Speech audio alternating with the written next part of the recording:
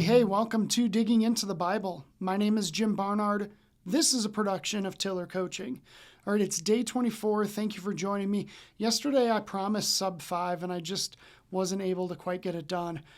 Could I do it today? I don't know, but we should find out. With that as the backdrop, let's go ahead and dig in. This is Romans chapter 10, starting at verse 1. Brothers, my heart's desire and prayer to God for them is that they may be saved. For I bear them witness that they have a zeal for God, but not according to knowledge. For being ignorant of the righteousness of God and seeking to establish their own, they did not submit to God's righteousness. For Christ is the end of the law for righteousness to everyone who believes. For Moses writes about the righteousness that is based on the law, that the person who does the commandments shall live by them. But the righteousness based on faith says, do not say in your heart, who will ascend to heaven? That is, to bring Christ down. Or who will descend into the abyss?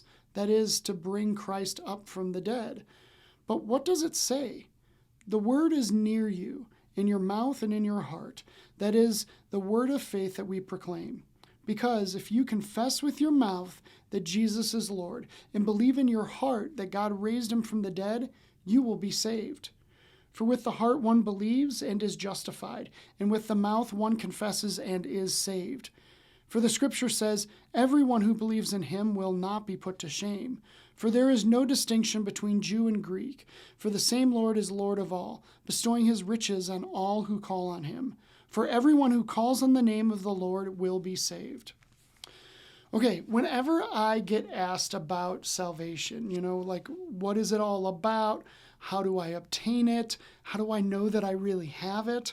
I usually will point to this verse, Romans 10, verse 9. So let's reread this real quick. Because if you confess with your mouth that Jesus is Lord and believe in your heart that God raised him from the dead, you will be saved.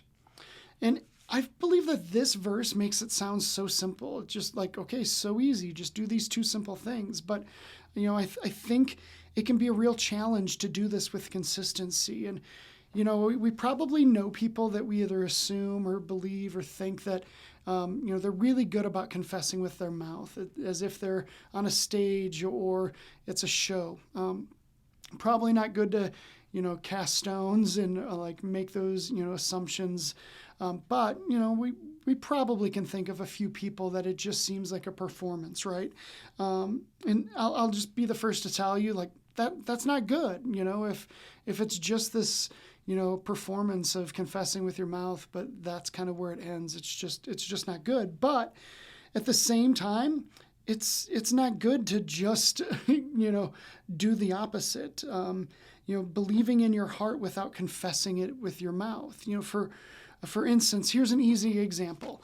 I really believe in my heart about my chair.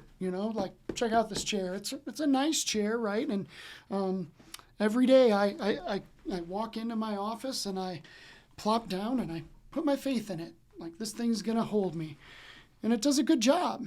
But you know what? I hardly ever talk about my chair. I believe it's gonna do its job. I have a faith in it, but I just never talk about it until today, of course.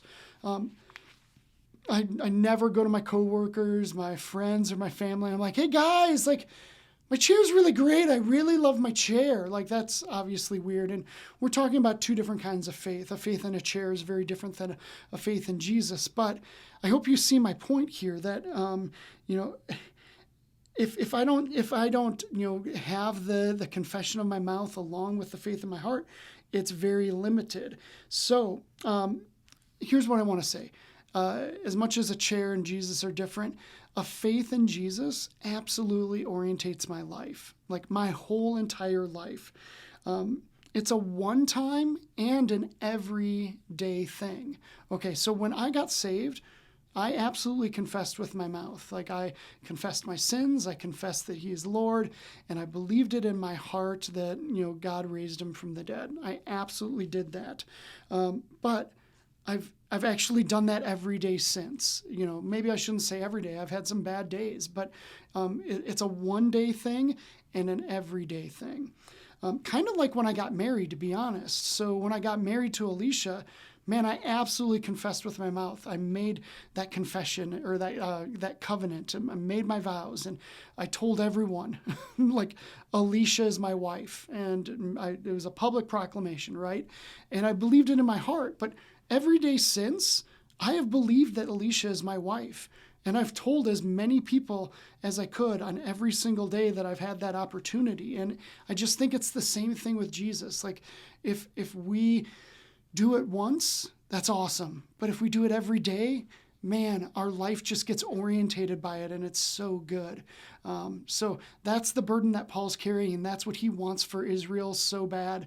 And man, I want that for you, because it's been good for me. That's all I can say. That's me confessing it with my mouth, because I believe it in my heart.